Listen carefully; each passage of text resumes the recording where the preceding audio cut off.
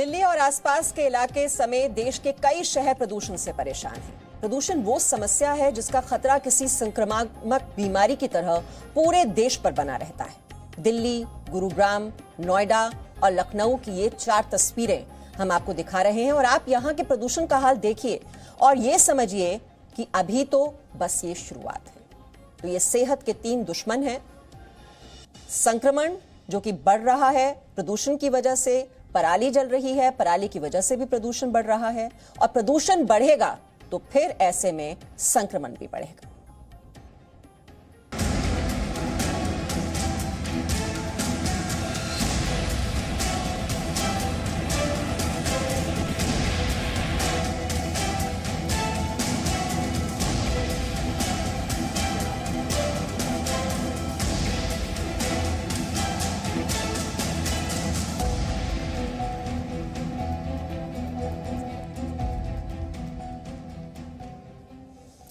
और इस प्रदूषण को कम करने के लिए आयोग ने काम करना शुरू कर दिया है, लेकिन दिल्ली और उसके आसपास प्रदूषण का स्तर लगातार बढ़ रहा है। दिल्ली में आज एयर क्वालिटी इंडेक्स 385 दर्ज किया गया, जो गंभीर श्रेणी में आता है। और वहीं नोएडा की हवा भी बहुत ही खतरनाक है, बहुत ही जहरीली है। राजधानी दिल्ली की हवा आज भी बेहद खराब है। 385 पर ओवरऑल AQI दिल्ली का है, जो कि कल इसी वक्त 486 यानी कि सीवियर कैटेगरी पर था। लेकिन जिस तरह से धुंध आसमान में देखने को मिल रही है, उससे ये देखा जा सकता है कि प्रदूषण का जो स्तर है वो दिन भर में बढ़ सकता है, इससे भी ज्यादा। और पूरी तरह से धुंध छाई हुई है, गाड़ियां आपको नजर नहीं आएंगी सड़कों पर धुंध की वजह से। और दूसरी तरफ अक्षरधाम की तस्वीरें आपको दिखा रहे हैं। अक्षरधाम पर इस वक्त हम लोग हैं और अक्षरधाम पूरी तरह से धुंध की चादर में इस वक्त ढका हुआ है, क्योंकि प्रदूषण जो है वो अब दिखाई देने लगा है। प्रदूषण विजिबल है, धुंध देखी जा सकती है। ये सिर्फ आंकड़ों तक सीमित नहीं है, अब जो धुंध है दिल्ली में वो देखी जा सकती है। दिल्ली के अलावा अगर नोएडा की बात करें तो नोएडा में तो हालत बेहद गंभीर है। नोएडा में इस वक्त जो ओवरऑल AQI है वो 486 पर है, तो दिल्ली में 385 पर है, नोएडा में 486 पर ओवरऑल AQI है। और इसके अलावा गुड़गांव में भी 350 पर ओवरऑल AQI है। हालांकि कल के मुकाबले आज दिल्ली में सीवियर से वेरी पुअर पर आ गया है, लेकिन जिस तरह से धुंध देखी जा रही है उससे ये साफ है कि आज दिन भर में प्रदूषण का स्तर बढ़ सकता है। पीयूषा शर्मा, जी मीडिया। और दिल्ली और NCR में बढ़ते प्रदूषण से लोगों का सांस लेना मुश्किल हो गया है। ऐसे में प्रदूषण के जानकार आशीष जैन का कहना है कि प्रदूषण से लोगों की सेहत पर असर पड़ेगा। कोरोना भी जो है वायरस के थ्रू फैल रहा है और वो वायरस जो है वो एयर के थ्रू ट्रैवल करके एक ह्यूमन बीइंग से दूसरे ह्यूमन बीइंग में बैठता है। जब हवा में पोल्यूशन के कण ज़्यादा होते हैं जैसे PM 2.5, तो ये कोरोना जो पोल्यूटेंट है वो उसके कैरियर बन जाएंगे और उसको हवा में ज़्यादा देर तक जिंदा रखने में या ज़्यादा देर सर्वाइव करने में हेल्प करेंगे। तो इससे जो सिचुएशन है थोड़ी और वर्स्ट हो सकती है। जो कोरोना मतलब आपने खांसा और उसके कण ज़मीन पे गिर गए, अब पॉसिबिलिटी है वो सस्पेंडेड रहेंगे हवा के अंदर, तो रिस्क जो है वो रिस्क लेवल बढ़ जाएगा। ये तो पता नहीं हम किस मिट्टी के बने हुए हैं जो इस तरह के वातावरण में अभी सर्वाइव कर रहे हैं। ये बहुत ही सीवियर है, इसको बिल्कुल भी लाइटली लेने की ज़रूरत नहीं है। तो लाइटली बिल्कुल भी ना लें। और प्रदूषण से अपना बचाव कैसे करें? देखिए, AQI गंभीर हो तो बाहर व्यायाम न करें, घर के अंदर ही आप हल्की एक्सरसाइज कर सकते हैं या योग कर सकते हैं। घर से बाहर निकलें तो मास्क जरूर लगाएं। बाहर से आने के बाद आप भाप ले सकते हैं, आप स्टीम ले सकते हैं, कुछ आपको जरूर रिलीफ मिलेगा। आसपास ज्यादा ऑक्सीजन देने वाले पौधे लगाएं। और खाने में बहुत जरूरी है कि जो विटामिन C है और ओमेगा 3 है, आप उसकी जो क्वांटिटी है वो बढ़ा दें।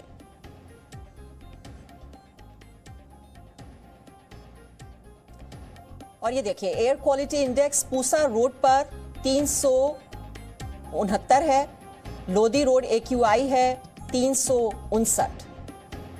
हालांकि कल के मुकाबले जरूर इसमें कुछ कमी देखी जा रही है, तो कुछ राहत है, लेकिन हो सकता है कि दिन चढ़ने के साथ अभी आगे और भी ज्यादा पोल्यूशन बढ़ जाए।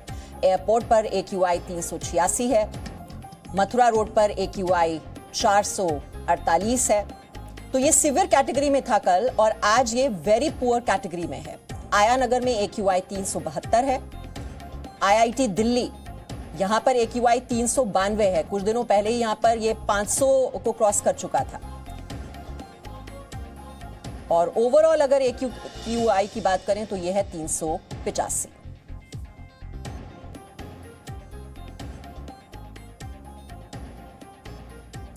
और वहीं भारत में 24 घंटे में कोरोना के 50,357 नए मामले सामने आए हैं। 24 घंटे में 577 लोगों की कोरोना की वजह से मौत हुई है।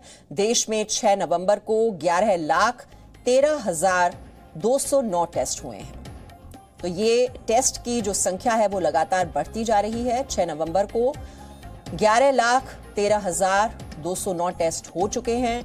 वहीं 24 घंटे की बात करें तो 577 लोगों की कोरोना की वजह से मौत हुई और पिछले 24 घंटे में कोरोना के 50,357 नए मामले सामने आए हैं। और जैसे प्रदूषण बढ़ रहा है उसकी वजह से ये कोरोना के जो केसेस हैं वो भी बढ़ सकते हैं, ये आशंका जताई जा रही है। ऐसे में आपको बहुत ही सावधान, बहुत ही सतर्क रहने की जरूरत है। जब भी बाहर जाएं तो मास्क जरूर पहनें, अपनी बॉडी को डिहाइड्रेट करके रखें, काफी पानी पिएं। जो विटामिन सी है वो भी आप उसका सेवन आपको जरूर करना चाहिए, ओमेगा 3, क्योंकि आपकी जो बॉडी की इम्यूनिटी है उस पर आपको ध्यान देना चाहिए ऐसे मौसम में। तो एक कोरोना और प्रदूषण का जानलेवा कॉकटेल और आपको बहुत ही सावधान रहने की जरूरत।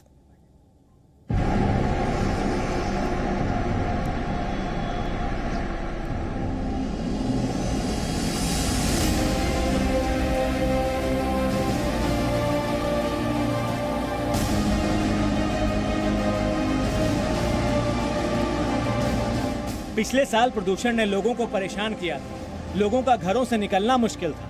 मास्क पहनकर लोग घर से ऑफिस जा रहे थे। इस बार हालात पहले से ज्यादा खराब हैं, क्योंकि इस बार प्रदूषण तो है ही, कोरोना संक्रमण की महामारी भी है।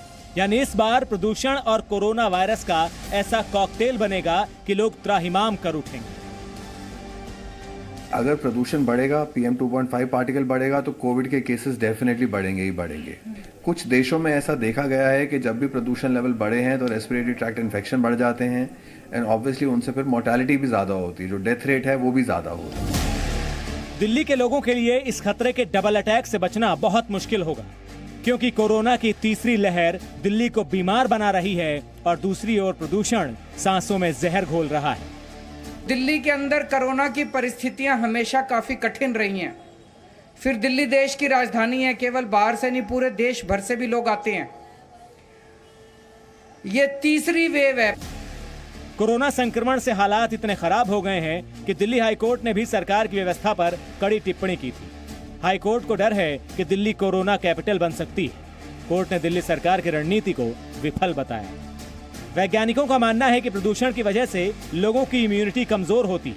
ऐसे में कोरोना संक्रमण होने का खतरा सामान्य के मुकाबले कहीं ज्यादा होता है।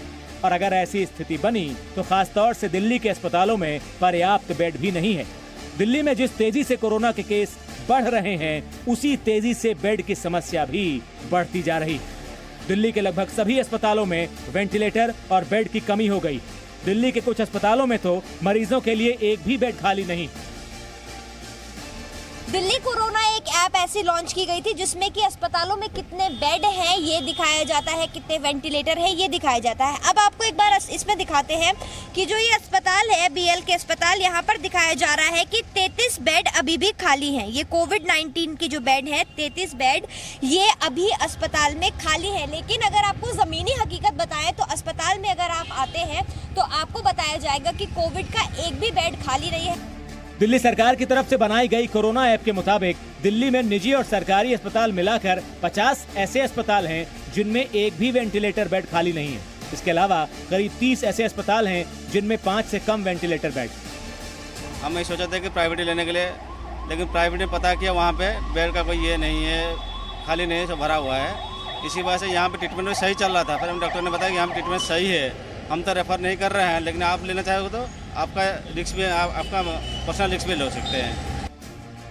कोरोना की तीसरी लहर की चपेट में आ गई दिल्ली में अगर अस्पतालों का ये हाल है तो कोरोना के बढ़ते मरीजों का इलाज कैसे हो पाए, इसके बारे में अभी तक दिल्ली सरकार के पास कोई ठोस योजना भी नजर नहीं आती। पीयूषा शर्मा और वरुण भसीन के साथ bureau report, ji media. Presenting B News app, available on Google Play and App Store. Download it now.